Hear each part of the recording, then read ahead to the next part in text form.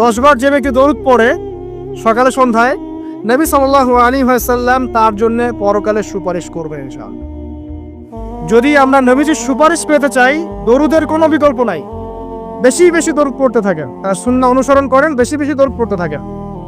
Minimum সকালে 10 বার, সন্ধ্যায় 10 বার, ইনশাআল্লাহ আল্লাহ নবী সুপারিশ করবেন ইনশাআল্লাহ তাআলা।